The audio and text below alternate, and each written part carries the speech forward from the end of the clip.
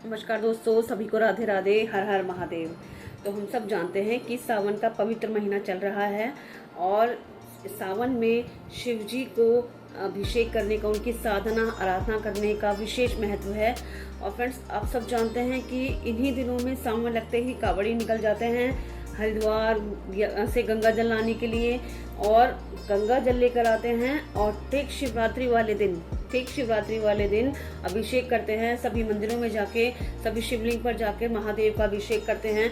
तो फ्रेंड्स, हम सब जानते हैं कि ये जो शिवरात्रि है, सावन की शिवरात्रि, ये महादेव को बहुत बहुत प्रिय है।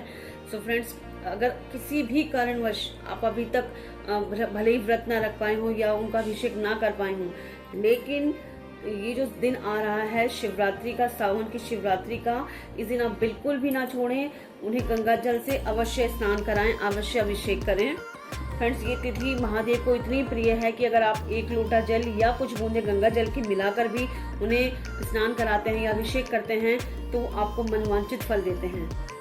तो फ्रेंड्स, आपको बता दूं कि कंफ्यूज होने की ज़रूरत नहीं है। 2 अगस्त को ये तिथि पड़ रही है। जी हाँ, 2 अगस्त को शिवरात्रि की तिथि पड़ रही है और 14 शुरू हो जाएगी 2 अगस्त दोपहर को 3:27 से और जो रहेगी 3 अगस्त तक, 3 अगस्त दोपहर 3:51 तक। तो फ्रेंड देखिए, रात्रि का महत्व है, शिवरात्रि का महत्व है, तो इसीलिए 2 अगस्त को ही शिवरात्रि मनाई जाएगी। और शिवलिंग का मंदिरों में अभिषेक होगा, जो कांवड़ी पहुंचेंगे या हम सभी जो अभिषेक करेंगे वो 2 अगस्त को होगा। तो कंफ्यूज ना हो 1, 2 या 3 में से। फ्रेंड्स, 2 अगस्त को है शिवरात्रि। और कुछ लोग व्रत करते हैं, देखिए, और कुछ लोग पूरे दिन का व्रत करते हैं और कुछ लोग केवल जल चढ़ाने तक व्रत करते हैं। तो आपके यहाँ जैसा भी होता है हो या आप जैसे भी रखते हैं आप वैसे करें।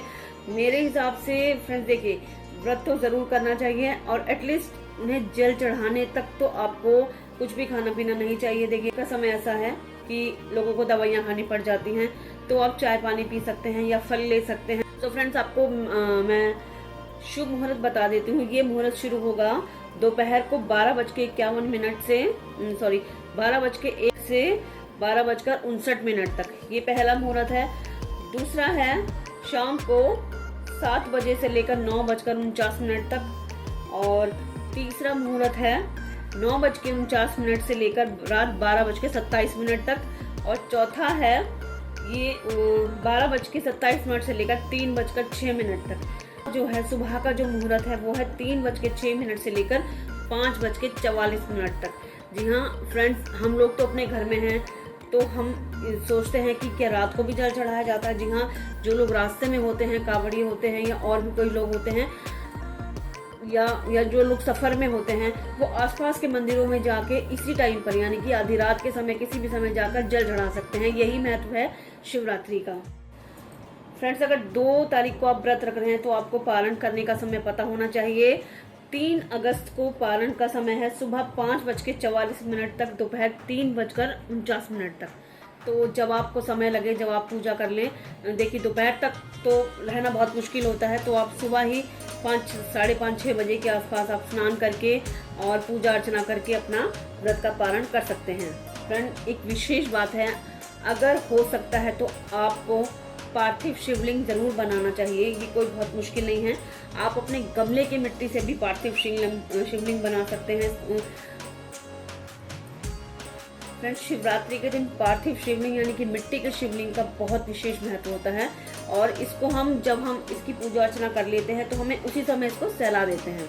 फ्रेंड्स, जल में गंगा जल मिलाकर और एक बेल पत्र रखकर हम थाली के ऊपर इसको बनाते हैं और जब ये बिल्कुल अच्छे से बन जाता है, और आप मिट्टी पहले दिन भी ला सकते हैं, आप कुछ दिन पहले मिट्टी लाकर रख सकते हैं और उसमें जल का छींटा देते रहिए ताकि वो थोड़ी थोड़ी नरम होती रहे और आपको बनाने में आसानी रहे। जब पार्थिव शिवलिंग तैयार हो जाता है तो फ्रेंड्स, आप कुछ सामान होता है, गंगा जल होता है, पंचामृत से आप अभिषेक कर सकते हैं, गन्ने के रस से अभिषेक कर सकते हैं। ये सारी बातें आपको पता है कि अभिषेक किस चीज़ से किया जाता है। कच्चा दूध, दही, शहद, शक्कर, देसी घी आदि सब मिलाकर आप एक साथ भी कर सकते हैं या अलग अलग भी कर सकते हैं। फ्रेंड्स, अगर अलग अलग कर रहे हैं तो आपको हर बार शुद्ध जल से धोने की ज़रूरत पड़ती है, ये ध्यान रखिए। और उन्हें कुछ सामग्री चढ़ानी होती है, वो हम सब जानते हैं कि बेल पत्र उन्हें बहुत प्रिय है, भांग धतूरा ये सब आप चढ़ाएंगे।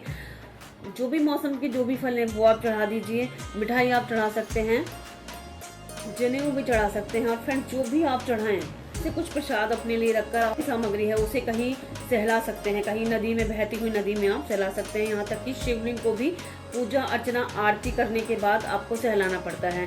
तो फ्रेंड्स घी से आपको घी का दीपक जलाना है और कपूर से आरती करनी है। फ्रेंड्स आपको फूल रखने हैं, अगर आपको सफ़ेद पुष्प मिलते हैं बहुत अच्छी बात है, नहीं मिलते हैं तो गुलाब के फूल या गेंदे के फूलों से भी बहुत अच्छे से पूजा हो सकती है। लेकिन महादेव को सफ़ेद पुष्प बेहद प्रिय हैं। और जो हम गुलाब का फूल चढ़ाते हैं वो गौरी जी के लिए चढ़ाते हैं, गौरी जी को, क्योंकि आदि शक्ति ये एक ही है, शिव और शक्ति ये एक ही हैं। अगर हम शिव जी की पूजा कर रहे हैं तो तो फिर आप मानिए कि आप गौरी जी की भी पूजा कर रहे हैं, तो उसमें लाल रंग अवश्य रखें। कोशिश करें कि घर में खीर ज़रूर बनाएं, क्योंकि महादेव को सावन में खीर का भोग बहुत पसंद है, बहुत प्रिय है। तो आप जब भी आरती करें उसके बाद खीर का भोग लगाएं, या जो भी आपने फल मिठाई रखी है उसका भी भोग लगा सकते हैं। सफ़ेद चीज़ों का बहुत महत्व है महादेव की पूजा में, तो आप सफ़ेद मिठाई भी रख सकते हैं, स्वयं भी भोजन कर सकते हैं। तो फ्रेंड्स ये थी छोटी सी जानकारी शिवरात्रि की सामग्री से संबंधित, शिवरात्रि के मुहूर्त और पारायण के समय के लिए आपके लिए छोटी सी जानकारी थी। आई होप आपको अच्छी लगी होगी। अच्छी लगे तो लाइक करिएगा, और फ्रेंड्स अगर चैनल पर नए हैं तो सब्सक्राइब करना बिल्कुल ना भूलें। मिलते हैं जल्दी किसी नई वीडियो में, तब तक के लिए कमेंट बॉक्स में लिखिएगा हर हर महादेव। अपने नियर डियर को शेयर करना बिल्कुल ना भूलें।